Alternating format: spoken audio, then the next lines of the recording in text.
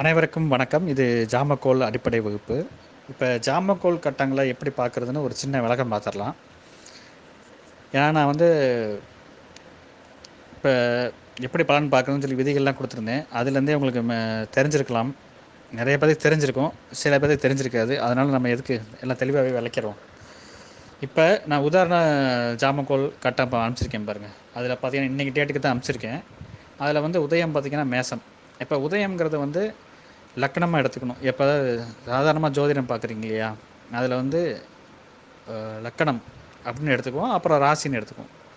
லக்கணங்கிறது சூரியன் உதயம் அஸ்தமனம் அதை பேஸ் பண்ணியிருக்கும். ராசிங்கிறது சந்திரனோட மூவ்மெண்ட்டை வச்சுருக்கும்.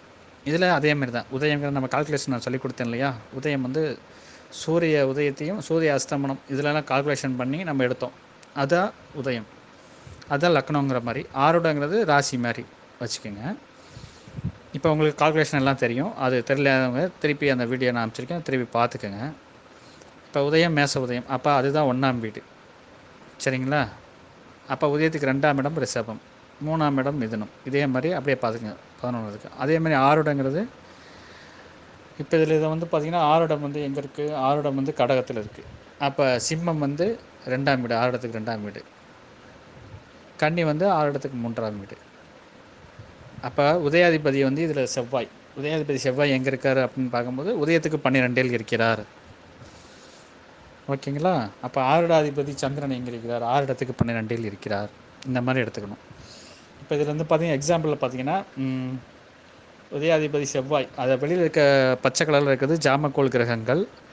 அது ஆன்டி கிளாக் வைஸில் சுற்றும். கவிப்புங்கிறது ஆன்டி கிளாக் வைஸில் சுற்றும். உள்ளே இருக்க கிரகங்கள் எப்பயும் போல் நம்ம ஜாதக கட்டத்தில் இருக்க கிரகங்கள். உள்ளுக்குள்ள இருக்க உதயம் ஆருடம் அது எக்ஸ்ட்ரா ஃபிட்டிங்ஸ், அது ஜாமக்கோலுக்காக பார்க்குறது. ஜாமக்கோல் பிரச்சனத்துக்கான முக்கியமான கருவிகள். அது பலன் பார்க்க உங்களுக்கு தெளிவாக தெரியும். இதற்கு ஒரு 2 PDF இருக்குது, அது நாளைக்கு உங்களுக்கு வரும். அதை படித்ததுக்கப்புறம் பாருங்கள். டவுட்னால் திருப்பி கேட்டுக்குங்க. எத்தனை டவுட்னாலும் கேளுங்க, தப்பே இல்லை. கேட்ட டவுட்டே திருப்பி கேட்டிங்கன்னா அதுக்கெலாம் நான் சலிக்க மாட்டேன். நீங்கள் கேட்ட டவுட்டாக இருந்தாலும் பரவாயில்ல, திருப்பி கேளுங்க. உங்களுக்கு புரிகிற வரைக்கும் நான் தெளிவாக விளக்குவேன், சரிங்களா. அதனால் உங்களுக்கு சந்தேகங்கள் இருக்கிறம்போது கூச்சப்படாமல் கேளுங்க, எத்தனை வேணாலும் கேட்காங்க.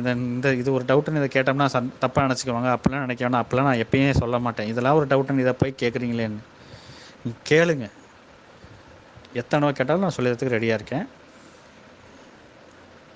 இதில் எது எது எப்படி கிளாக் வைஸில் போகும், ஆன்டி கிளாக் வைஸில் போகும் அப்படிங்கிறது நாளைக்கு உங்களுக்கு ஒரு 2 PDF வரும். அந்த PDF பார்த்து தெரிஞ்சுக்குங்க. இப்போ உதயாதிபதி செவ்வாய் அவர் பார்த்தீங்கன்னா ஜாமக்கோலில் எங்கே இருக்கார், ஜாமக்கோலில் பார்த்திங்கன்னா மகரத்தில் இருக்கார். மகரத்தில் இருக்காருன்னு சொல்லி எப்படி கண்டுபிடிக்கணும் அப்படின்னா, அந்த செவ்வாய் கீழே சனின்னு போட்டிருக்காங்க இல்லையா, சனியோட வீடு. இப்போ கும்பமும் அங்கே தான் இருக்குது. அதாவது கும்பமும் சனி வீடு தான், மகரமும் சனி வீடு தான். எப்படி அதை மகரம் அப்படின்னு சொல்லி கண்டுபிடிச்சோம்னா,